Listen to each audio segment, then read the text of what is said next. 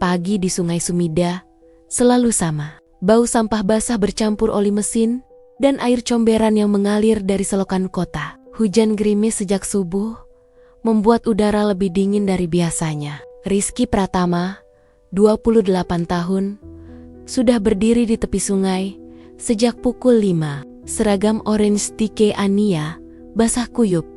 Sepatu bot karetnya berat karena lumpur. Tangan kanannya memegang jaring panjang, tangan kirinya menggenggam kantong plastik hitam besar. Dia bekerja sendirian di sektor ini, bagian sungai yang jarang dilewati turis. Rizky berasal dari Cianjur. Dulu dia tukang ojek online. Bangun jam 3 pagi demi dapat orderan pertama. Utang kartu kredit menumpuk, ibunya sakit, adiknya butuh biaya sekolah. Jepang jadi pilihan terakhir. Program Specified Skilled Worker membawanya ke sini dengan janji gaji 180.000 yen sebulan. Cukup buat kirim 100.000 yen ke rumah. Sisanya buat makan mie cup dan bayar kosan 6 tatami di Kawaguchi. Hidupnya sederhana.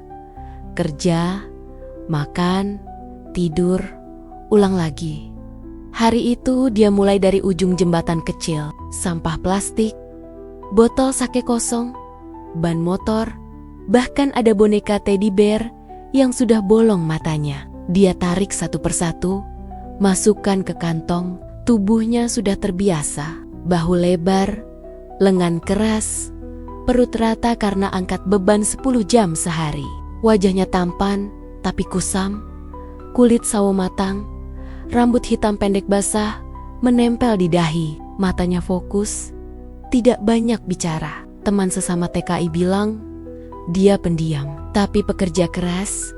Saat dia membungkuk untuk angkat karung sampah besar, matanya menangkap sesuatu yang aneh. Di antara tumpukan daun basah dan ranting, ada sesosok tubuh manusia, wanita, terbaring telentang. Separuh badannya di air, kimono merah mahalnya basah kuyup, menempel di kulit putihnya. Rambut hitam panjangnya terurai di lumpur. Wajahnya pucat, bibirnya biru keunguan. Rizky langsung jatuhkan jaringnya. Jantungnya berdegup kencar. Dia lompat ke air, kedalaman sampai lutut. Air dingin menusuk tulang. Dia tarik tubuh wanita itu ke tepi. Berat, tapi tidak terlalu. Tubuhnya ramping, tapi dingin seperti es. Rizky letakkan di tanah kering. Dia cek napas. Lemah. Nadi di leher masih ada, tapi pelan. Dia ingat pelatihan safety di kantor. Dia tekan dada wanitanya 30 kali, lalu tiup napas 2 kali. Sekali, 2 kali, 3 kali, air keluar dari mulut wanita itu. Matanya berkedip pelan. Rizky tarik napas lega. Wanita itu masih hidup. Dia lihat sekeliling. Tidak ada orang. Hujan semakin deras. Dia tidak punya ponsel mahal. Cuma flip phone jadul. Pilihan 1. Bawa ke kosan. Jaraknya 15 menit jalan kaki. Dia angkat wanita itu di punggungnya. Tubuhnya ringan, tapi basah. Kimono sutra menempel di badan Rizky. Bau parfum mahal bercampur lumpur. Dia jalan cepat.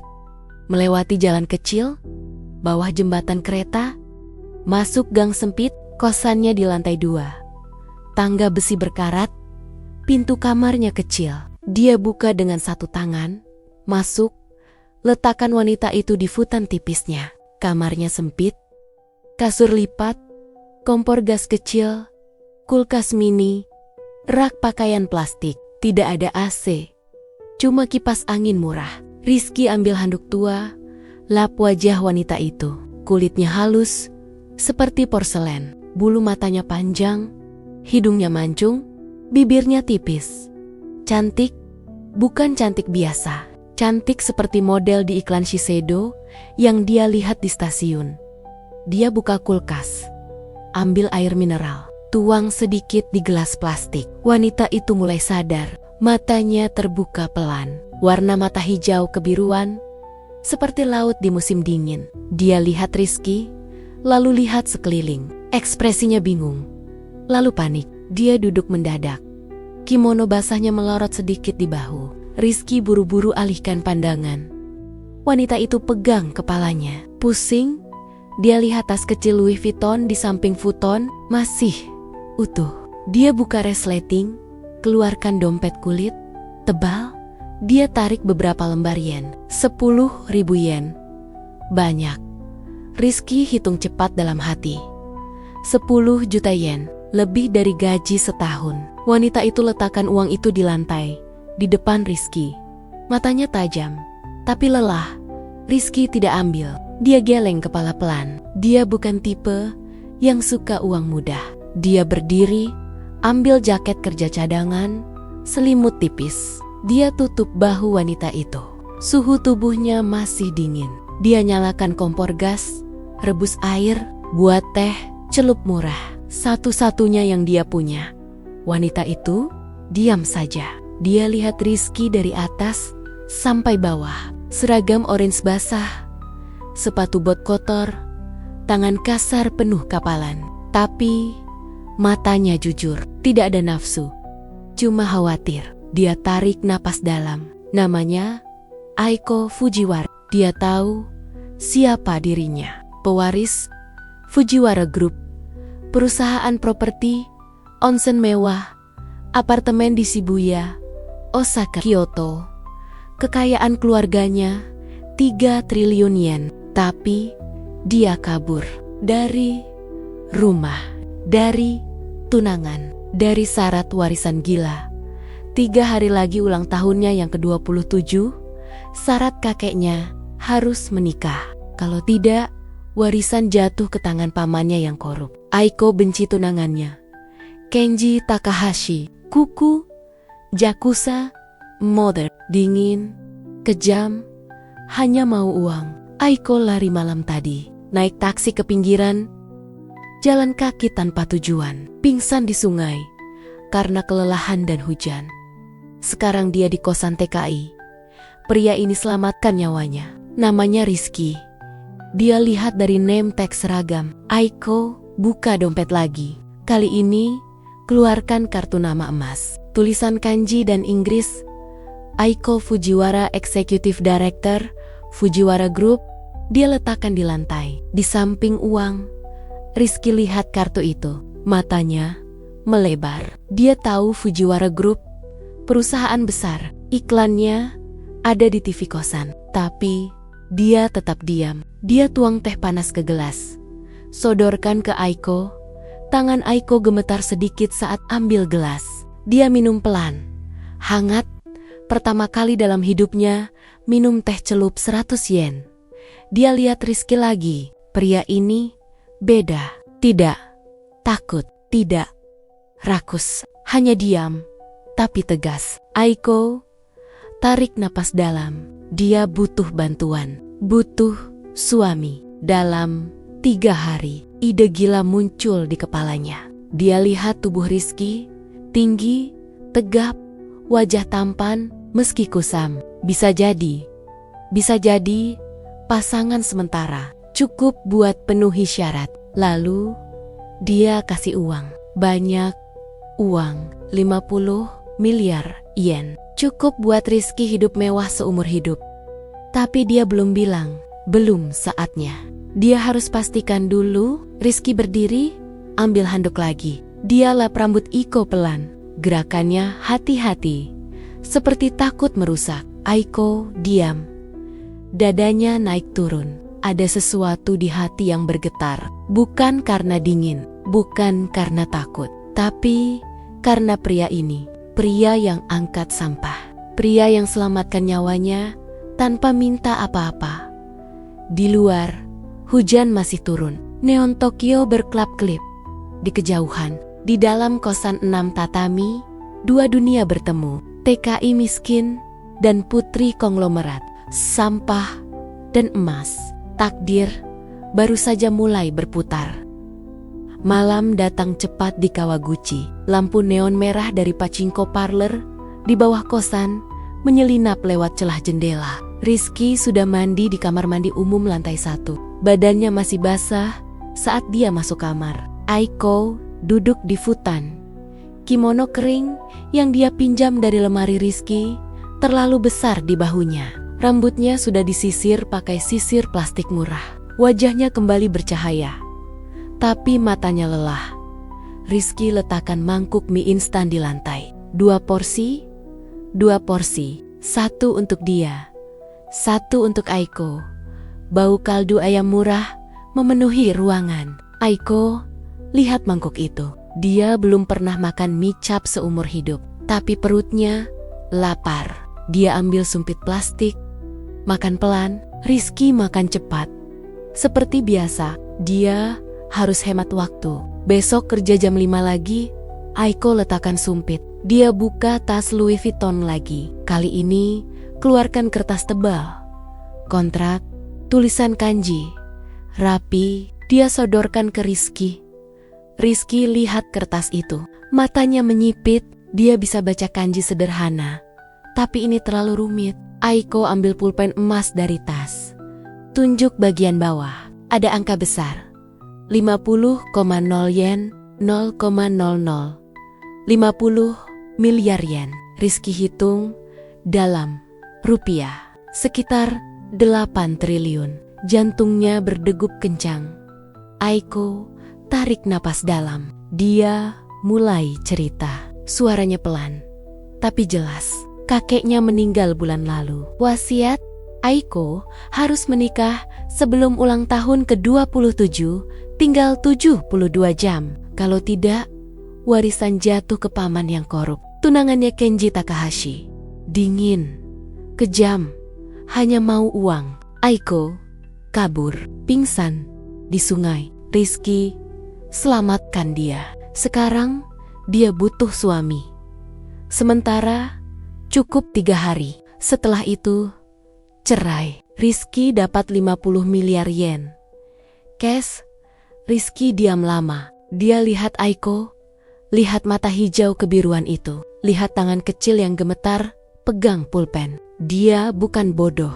Dia tahu ini jebakan. Tapi 50 miliar yen. Ibunya bisa sembuh. Adiknya bisa kuliah. Dia bisa pulang kampung, beli sawah, bangun rumah. Tapi ada syarat lain. Aiko tunjuk bagian kontrak. Malam ini mereka harus tidur bareng. Buktikan pernikahan sah. Besok pagi nikah di kelurahan.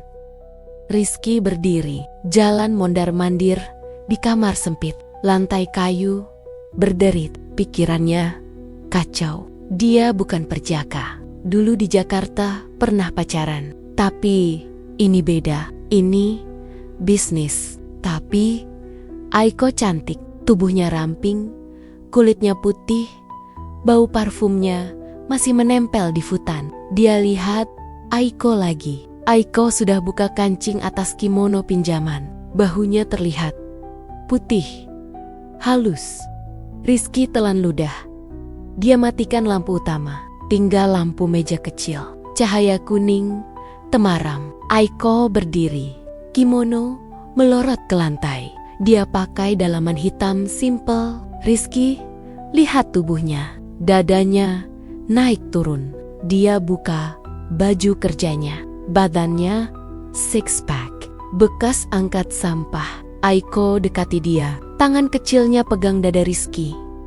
Dingin. Rizky pegang pinggang Aiko. Hangat. Mereka jatuh ke futon. Malam itu panjang. Futon berderit pelan. Selimut tipis bergoyang. Napas mereka bercampur. Tangan Rizky jelajahi tubuh Aiko. Lembut, licin. Aiko gigit bibir bawah. Matanya tertutup. Tubuhnya bergetar. Rizky rasakan sesuatu yang lama hilang. Bukan cuma nafsu, ada hangat di dada. Aiko pegang punggung Rizky. Kuku kecilnya mencengkeram. Mereka bergerak pelan, lalu cepat. Keringat menetes. Bau tubuh bercampur bau mie instan. Setelah selesai, mereka terbaring berdampingan. Langit-langit kamar penuh noda air. Aiko tarik selimut sampai dada. Rizky lihat jam dinding. Pukul 2 pagi. Dia harus bangun jam 4. Tapi dia tidak bisa tidur. Aiko sudah tertidur. Napasnya teratur. Wajahnya damai. Rizky lihat kontrak di lantai. 50 miliar yen. Dia ambil pulpen. Tanda tangan. Nama lengkap Rizky Pratama. Tangan gemetar. Pagi datang dengan cepat. Alarm flip phone berbunyi. Jam 4. Rizky bangun. Mandi. Cepat. Pakai seragam bersih. Aiko sudah bangun. Dia pakai kimono kemarin.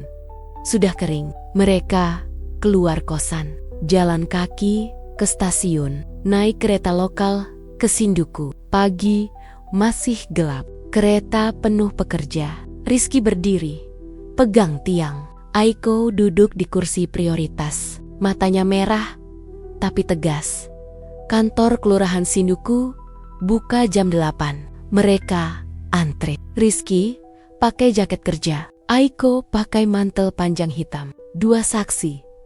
Dedi, teman TKI Rizky, dan Hana, pembantu pribadi Aiko yang datang buru-buru dari apartemen Shibuya. Petugas kelurahan lihat dokumen, paspor Rizky, KTP Jepang Aiko, kontrak pranikah. Mereka tanda tangan. Cincin dari vending machine di depan kantor. 500 yen, sepasang, besi biasa. Selesai, mereka resmi suami istri. Rizky lihat cincin di jari manisnya. Kecil, dingin. Aiko pegang tangan Rizky. Tangan kecilnya hangat. Mereka keluar kantor. Hujan sudah reda. Matahari mulai naik. Aiko buka ponsel. Kirim pesan ke pengacara. Foto akta nikah dilampirkan. Selesai. Langkah 1. Tapi belum aman. Kenji Takahashi sudah tahu. Pagi ini, Instagram story teman Aiko bocor. Foto Rizky dan Aiko keluar kelurahan. Kenji di kantor pusat Takahashi Group. Lantai 40, Roppongi. Dia lihat foto itu. Matanya menyala. Tangan kanannya remas gelas kaca sampai pecah. Darah menetes. Asistennya mundur. Kenji angkat telepon. Hubungi anak buah. Perintah singkat. Cari mereka. Bawa Aiko hidup. Pria itu buang ke Teluk Tokyo. Rizky dan Iko naik taksi ke apartemen Iko di Shibuya.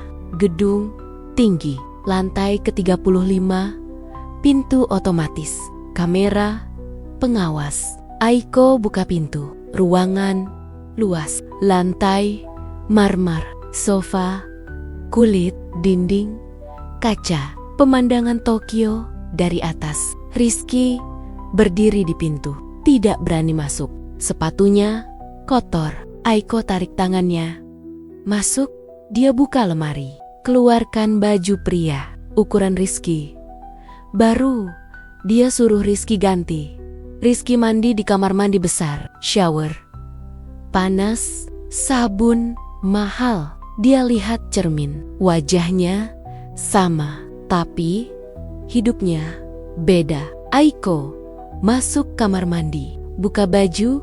Masuk shower bareng. Air panas mengalir. Tubuh mereka menempel lagi. Kali ini lebih lambat. Lebih dalam. Aiko gigit leher Rizky. Bekas merah. Rizky pegang pinggul Iko. Mereka berdiri di bawah air. Uap menutupi kaca. Setelah itu, mereka duduk di sofa. Aiko buka laptop. Transfer 5 miliar yen dulu ke rekening Rizky. DP. Rizky lihat ponsel banking. Saldo naik. Nolnya banyak. Dia pegang ponsel erat. Aiko lihat ekspresi Rizky. Dia tahu pria ini bingung, tapi setia. Dia pegang tangan Rizky. Besok ulang tahun. Besok pengumuman warisan. Tapi malam ini mereka harus pindah. Kenji sudah gerak.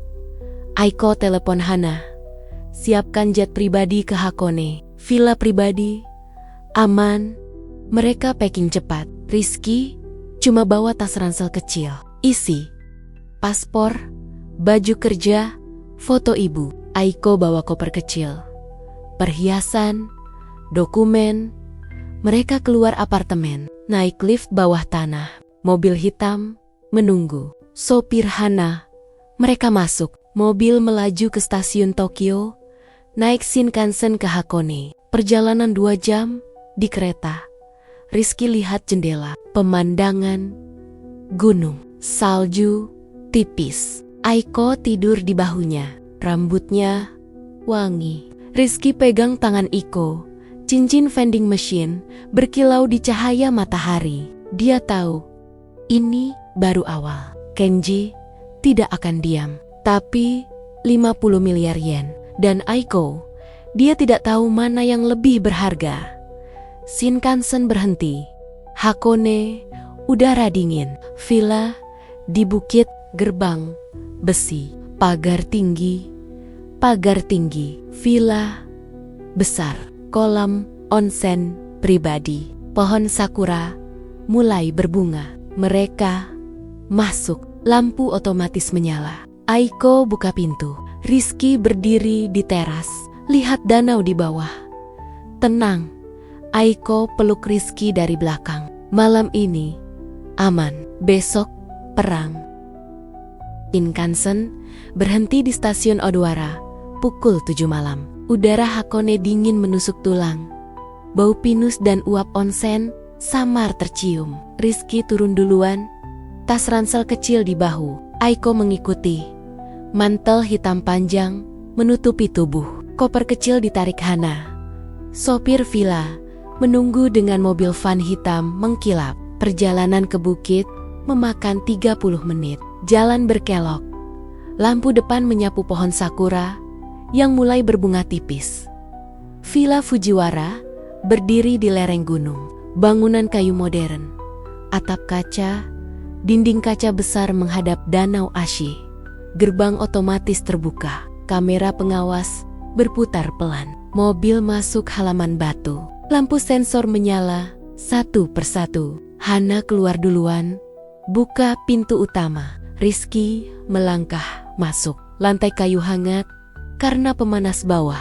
Ruang tamu luas. Sofa kulit putih. Perapian listrik menyala pelan. Bau kayu cider dan sake hangat memenuhi ruangan. Aiko lepas mantel. Pakai sweater krem tipis dan celana pendek hitam. Kakinya panjang, putih. Rizky lihat sekilas, lalu alihkan pandangan. Hana taruh koper di kamar utama, lalu pamit ke kamar staf. Pintu tertutup. Tinggal mereka berdua. Aiko buka lemari bar, keluarkan botol sake premium. Tuang 2 gelas kecil, sodorkan 1 ke Rizky. Rizky ambil, minum setengah. Hangat di tenggorokan. Aiko minum pelan. Mata hijau kebiruan menatap api perapian. Mereka pindah ke teras belakang. Kolam onsen pribadi sudah siap. Air panas beruap. Lampu bawah air biru lembut. Pohon sakura di pinggir kolam bergoyang pelan ditiup angin. Aiko buka sweater, hanya pakai dalaman hitam lagi. Tubuhnya ramping, pinggang kecil, dada penuh. Rizky buka baju. Badannya masih basah keringat dari perjalanan. Mereka masuk air bareng. Panas, uap naik ke wajah. Rizky duduk di batu, air sampai dada. Aiko duduk di pangkuannya. Rambut basah menempel di punggung. Tangan Aiko pegang leher Rizky.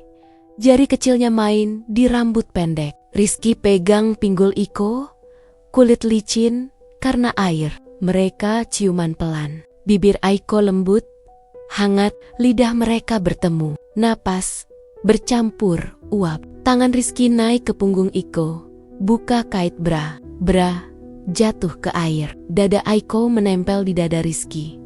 Putingnya keras karena dingin udara. Rizky gigit leher Aiko pelan. Bekas merah lagi. Aiko mendesah pelan. Tubuhnya bergoyang di air. Mereka pindah ke tepi kolam. Aiko duduk di batu datar. Rizky berdiri di depannya. Air sampai pinggang. Tangan Iko turun ke celana dalam Rizky. Tarik turun. Rizky keras. Aiko pegang. Gerakan pelan. Rizky pegang rambut Aiko. Dorong kepala Aiko mendekat. Aiko buka mulut. Masuk, panas, basah. Rizky tarik napas dalam. Mata tertutup. Tangan Iko gerak cepat. Lidahnya main. Rizky tahan lama. Setelah beberapa menit, dia tarik Aiko berdiri. Balik badan. Aiko pegang batu. Rizky masuk dari belakang. Air berdesir. Tubuh mereka tabrakan pelan. Aiko gigit bibir. Rizky pegang pinggul erat. Gerakan cepat. Uap menutupi mereka. Sakura kelopak jatuh ke air. Setelah selesai, mereka terbaring di tikar bambu pinggir kolam. Handuk besar menutupi tubuh. Aiko tidur di dada Rizky. Napas teratur. Rizky lihat langit, bintang-bintang, jelas. Hakone jauh dari neon Tokyo. Dia pegang tangan Aiko. Cincin vending machine masih di jari. Dia tahu ini honeymoon kilat. Besok ulang tahun. Besok warisan. Tapi malam ini hanya mereka.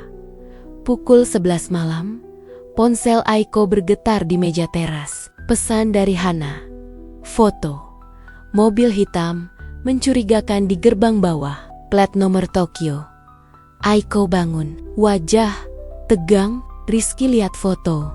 Tahu, Kenji mulai gerak. Aiko tarik Rizky masuk villa. Kunci semua pintu. Nyalakan alarm. Hana keluar dari kamar staf. Bawa pistol kecil. Lisensi security. Aiko ambil tablet. Buka kamera CCTV. 3 mobil. 6 pria. Pakai jas hitam. Topi rendah. Mereka potong pagar samping. Rizky ambil pisau dapur. Hana kasih senter besar. Aiko buka brankas. Keluarkan 2 rompi anti tusuk. Mereka pakai. Hana telepon polisi Hakone, tapi jarak 30 menit. Terlambat, pintu depan bergetar. Ditabrak, kaca depan pecah. Pria pertama masuk. Topeng hitam, tangan pegang pipa besi. Rizky lompat dari tangga, pukul kepala pria itu dengan senter. Pria jatuh. Hana tembak kaki pria kedua.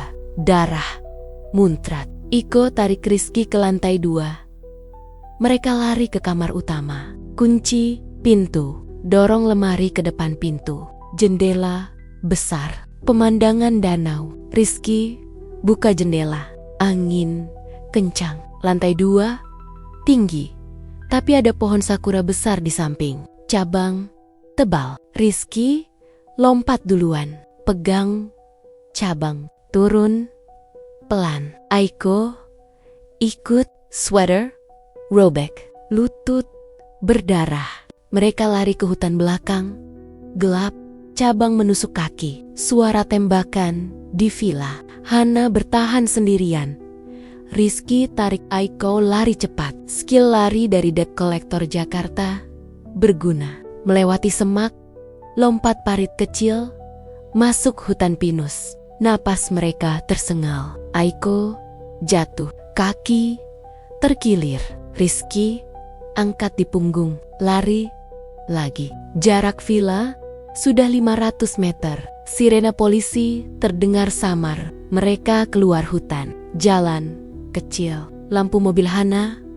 Hana keluar. Kaki berdarah. 2 preman ditangkap polisi. 4 kabur. Mereka masuk mobil. Hana nyetir cepat ke stasiun Odawara. Shinkansen terakhir ke Tokyo jam 1 malam. Mereka naik. Kursi kosong. Kereta sepi. Eiko duduk di samping Rizky. Kepala di bahu, tangan pegang erat. Rizky lihat jendela. Hakone menjauh. Villa terbakar di kejauhan. Api merah menyala di bukit. Aiko menangis pelan. Rizky usap rambut. Dia tahu Kenji tidak akan berhenti. Di Tokyo, mereka turun stasiun Shinjuku pukul 3 pagi. Hujan mulai turun lagi. Aiko telepon pengacara, minta perlindungan. Pengacara kirim mobil lapis baja ke penthouse Fujiwara di Shibuya Sky. Lantai ke-52, gedung tertinggi, security ketat, lift khusus. Mereka masuk apartemen. Luas, dinding kaca, pemandangan Tokyo 360 derajat. Aiko buka lemari senjata, keluarkan pistol Glock. Rizky ambil. Berat, dingin. Mereka mandi bareng. Luka dibersihkan. Aiko oles betadine di lutut Rizky. Rizky balut pergelangan kaki Aiko. Mereka tidur di ranjang king size. Kasur empuk, selimut tebal. Aiko peluk Rizky erat. Tubuh mereka menempel. Keringat dingin, tapi hangat. Rizky pegang pistol di samping bantal. Mata terbuka. Dia tahu besok ulang tahun. Besok Kenji akan datang lagi. Tapi dia tidak akan lari. 50 miliar yen. Aiko, dia pilih keduanya. Pukul 5 pagi. Ponsel bergetar. Pesan dari Kenji. Foto Aiko tidur di ranjang. Diambil dari drone. Pesan singkat. Serahkan warisan, atau dia mati malam ini. Rizky bangun. Jantung berdegup. Aiko buka mata. Wajah pucat, tapi tegas. Dia ambil laptop. Buka file. Transfer 10 miliar yen ke rekening Kenji. Umpan. Pengacara sudah siapkan jebakan. Polisi Tokyo Metro menunggu. Malam ini, perang terakhir. Rizky berdiri di balkon. Angin kencang. Lampu Tokyo berkelap-kelip. Dia lihat cincin vending machine, kecil tapi kuat. Iko peluk dari belakang. Tangan kecil di dada. Mereka berdiri bareng, menghadap kota. Honeymoon berakhir. Perang dimulai. Pagi ulang tahun Aiko dimulai pukul 6. Langit Shibuya masih abu-abu. Lampu gedung tinggi berkelap-kelip seperti belum mau tidur. Penthouse lantai 52 Fujiwara Group terasa dingin, meski pemanas menyala penuh. Rizky bangun duluan. Badannya pegal karena lari semalam. Luka gores di lengan kanan sudah mengering. Dia pakai kaos hitam dan celana jeans yang Hana belikan kemarin. Aiko masih terbaring di ranjang king size. Rambut hitam terurai di bantal putih. Matanya merah, tapi wajah tetap cantik. Rizky masuk dapur marmer. Nyalakan mesin kopi otomatis. Bau kopi hitam pekat langsung menyebar. Dia buka kulkas besar. Ambil telur, roti, mentega, masak sarapan sederhana, telur mata sapi, roti panggang, kopi hitam. Aiko bangun karena bau. Dia pakai kimono pendek putih, rambut diikat asal. Mereka makan di meja makan panjang. Piring porselen mahal, sendok perak. Rizky makan cepat. Uiko cuma colek roti. Perutnya mules. Hari ini penentu. Pukul 7, lift pribadi berbunyi. Pengacara keluarga masuk. Pria tua berjas hitam, kacamata tebal, bawa koper kulit coklat. Namanya Tanaka. Dia letakkan koper di meja. Buka, isi. Dokumen tebal, amplop putih besar, cek kosong. Tanaka buka tablet. Layar menunjukkan akta nikah Rizky dan Iko yang sudah teregistrasi resmi. Semua sah. Warisan bisa dicairkan. Tapi ada syarat rahasia. Kakek Iko harus dibacakan di ruang rapat lantai ke-50 pukul 10 pagi. Semua pewaris hadir. Aiko, paman korup, dan Kenji Takahashi sebagai calon suami cadangan. Rizky lihat jam. Tinggal 3 jam. Aiko mandi cepat, ganti baju formal, blazer hitam, rok pensil, sepatu hak tinggi, rambut disanggul rapi, makeup tipis. Rizky pakai kemeja putih dan celana hitam yang Hana siapkan. Dasi hitam, sepatu kulit mengkilap. Mereka turun lift ke lantai ke-50. Ruang rapat besar, meja kayu jati, panjang, kursi kulit 20 buah, dinding kaca penuh, pemandangan Tokyo dari atas awan. Paman Iko sudah duduk, pria gemuk, kepala botak, jas mahal, matanya licik. Di sampingnya 2 pengacara. Kenji Takahashi duduk di ujung, jas abu-abu, rambut disisir rapi, bekas luka di pipi kiri, matanya dingin. 6 preman berdiri di belakang, jas hitam, earpiece. Tanaka masuk, bawa koper. Aiko dan Rizky duduk berhadapan dengan Kenji. Suasana tegang, AC dingin, tapi keringat Rizky menetes di punggung.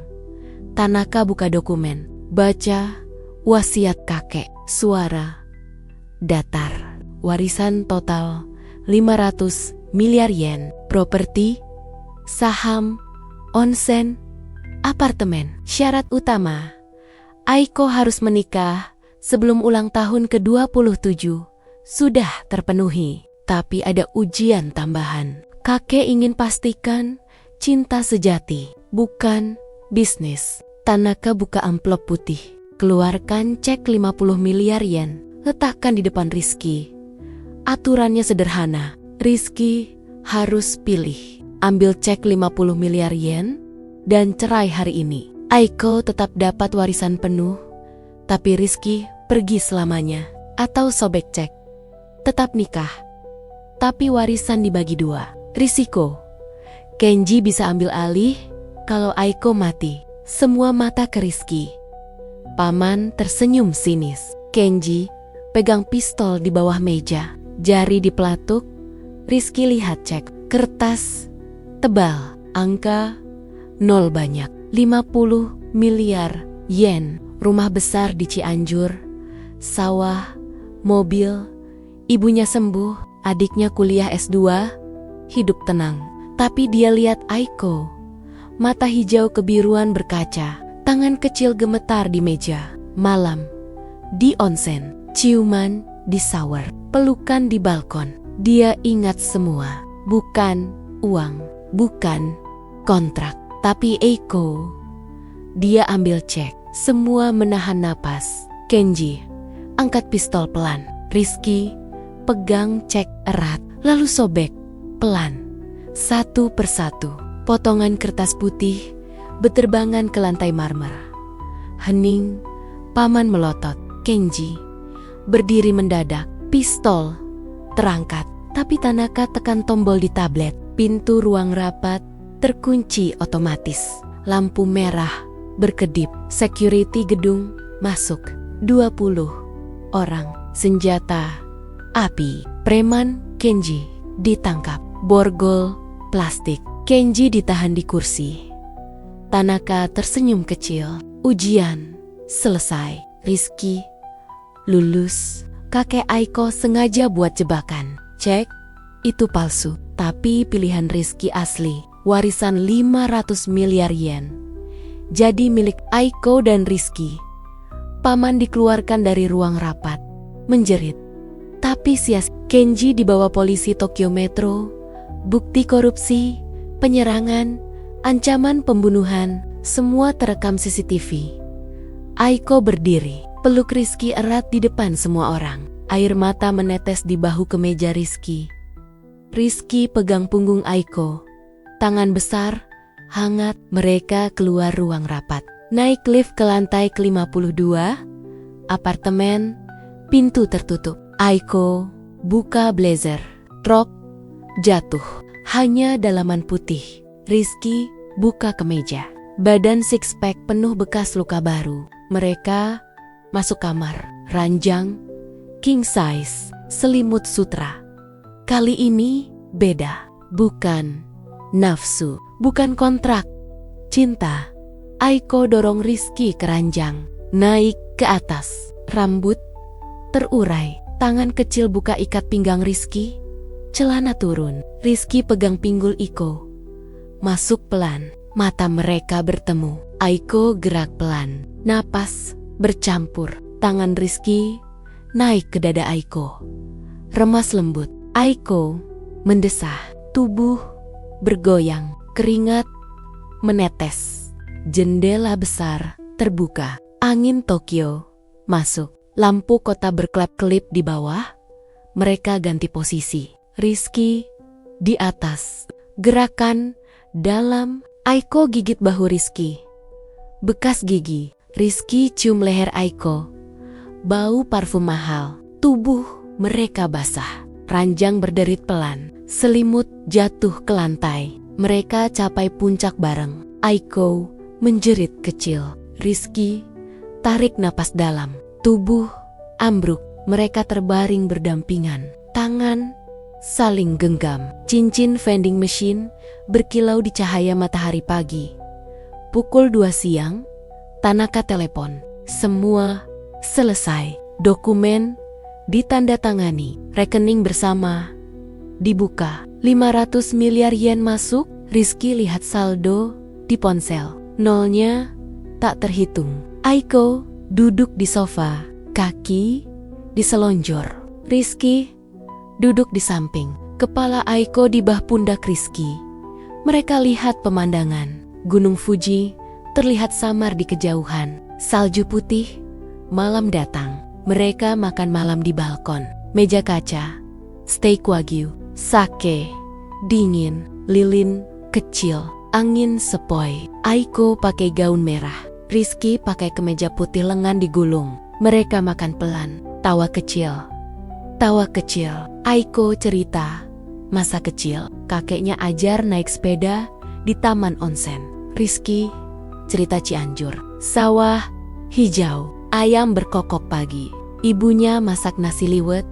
Pukul 10 malam, ponsel bergetar. Pesan dari Hana, Kenji ditahan di penjara Tokyo. Paman kabur ke Osaka. Polisi cari, aman. Aiko tarik Rizky ke balkon. Angin kencang, lampu kota seperti lautan bintang. Aiko peluk Rizky dari belakang, tangan kecil di dada. Rizky pegang tangan Iko. Mereka berdiri lama, hening, tenang. Di dalam, TV menyala pelan. Berita malam. Foto Kenji di borgol. Judul, pewaris Yakuza ditangkap atas penyerangan. Aiko matikan TV. Mereka masuk kamar, tidur, pelukan, badan telanjang di bawah selimut. Hangat, aman, ujian selesai, cinta menang. Pagi berikutnya, mereka bangun jam 8. Matahari cerah. Aiko buka laptop, buka rencana baru. Eko Resort di Bali, tanah sudah dibeli. Arsitek dari Jakarta. Rizky lihat gambar, pantai, villa kayu, kolam, infinity. Dia tersenyum. Dari sampah sungai ke surga, dari TKI ke pemilik resort, dari kontrak ke cinta. Mereka mandi bareng, shower besar, air panas, sabun, wangi, tangan saling usap, ciuman pelan. Keluar kamar mandi. Aiko pakai bikini putih, Rizky pakai celana pendek. Mereka duduk di balkon. Kopi pagi, roti, buah, pemandangan Tokyo. Hidup baru dimulai. 6 bulan berlalu sejak hari ulang tahun Iko. Jet pribadi Fujiwara mendarat di Bandara Ngurah Rai pukul 10 pagi. Langit Bali cerah biru. Angin laut panas membawa bau garam dan bunga Kamboja. Rizky turun tangga pesawat duluan. Kaos linen putih, celana pendek krem, sandal jepit kulit, rambutnya lebih panjang, disisir rapi. Tubuhnya masih six pack, tapi kulit lebih gelap karena matahari Bali. Aiko mengikuti. Gaun putih tipis menempel di badan hamil 5 bulan. Perutnya membulat kecil. Tangan kiri pegang tas anyaman Bali, tangan kanan pegang tangan Rizky, cincin kawin baru, emas putih dengan berlian kecil, menggantikan cincin vending machine. Bandara VIP sepi, mobil Range Rover hitam menunggu, sopir lokal pakai batik. Mereka masuk belakang, AC dingin, perjalanan ke Ubud memakan 1 jam. Jalan berkelok, sawah hijau, patung dewa di pinggir jalan. Rizky buka kaca, bau tanah basah dan dupa. Aiko tidur di bahu. Napas pelan. Mereka tinggalkan Tokyo 2 minggu lalu. Penthouse Shibuya dijual, uang masuk rekening bersama. 500 miliar yen jadi pondasi hidup baru. Eco Resort sudah 80% selesai. Nama Sumida Bali. Ingatan sungai kotor, tempat mereka bertemu. Lahan 10 hektar di tepi sungai Ayung. Villa kayu jati, atap alang-alang, kolam infinity menghadap hutan. 30 kamar, restoran organik, spa, kebun sayur, arsitek dari Jakarta, tukang lokal dari Gianyar. Rizky turun mobil duluan. Debu tanah merah menempel di sandal. Aiko ikut pelan, tangan di perut. Pekerja lokal berhenti bekerja. Senyum lebar. Mereka tahu bos baru. Rizky jabat tangan satu persatu. Bahasa Bali campur Indonesia. Aiko lihat papan nama besar dari kayu. Tulisan ukir, Sumida Bali, From River to Paradise. Dia tersenyum. Rizky angkat Aiko pelan. Bawa ke villa utama. Lantai bambu, dinding kaca, ranjang kayu besar, kelambu putih, kipas langit-langit berputar pelan. Aiko duduk di tepi ranjang, kaki bengkak. Rizky ambil air kelapa muda dari kulkas, minum bareng. Siang hari panas, mereka jalan keliling resor. Rizky pakai topi anyaman, Aiko pakai payung putih. Kolam utama sudah penuh air biru. Ikan koi berenang. Kebun sayur, kangkung, bayam, tomat ceri, ayam kampung berkeliaran. Rizky ambil sekop kecil, tanam pohon mangga di depan villa utama. Aiko siram air. Tanah basah, pohon kecil itu simbol dari sampah ke akar baru. Malam pertama di Bali tenang. Restoran resor belum buka. Tapi koki lokal masak sate lilit, lawar, bebek betutu. Meja kayu di tepi sungai. Lampu, tali kuning. Musik gamelan pelan dari speaker bambu. Rizky dan Iko macan berdua. Piring daun pisang. Tangan Iko pegang perut. Bayi menendang. Rizky letakkan tangan di perut. Hangat, gerakan kecil. Mereka tersenyum. Angin malam bawa bau bunga frangipani. Pukul 10 malam, mereka masuk villa. Mandi bareng di bathtub batu. Air hangat dari pemanas surya. Sabun kelapa. Sabun kelapa. Aiko duduk di pangkuan Rizky.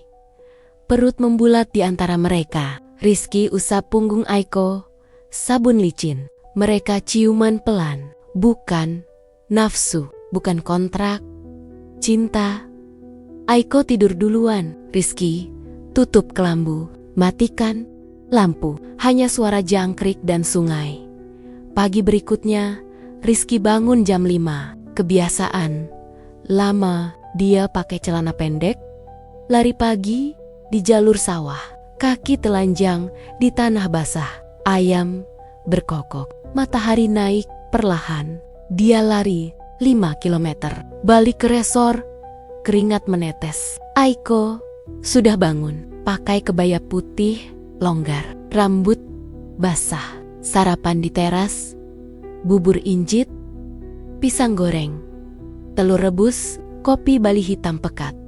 Hari-hari berlalu cepat. Resor buka resmi 2 bulan kemudian. Tamu pertama, teman TKI Rizky dari Jepang.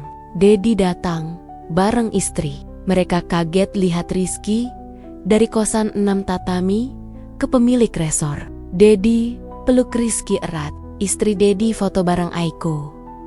Perut Aiko sudah besar. 7 bulan. Tamu lain berdatangan. Turis Jepang, Eropa, lokal, ulasan, bagus. Booking penuh sampai akhir tahun.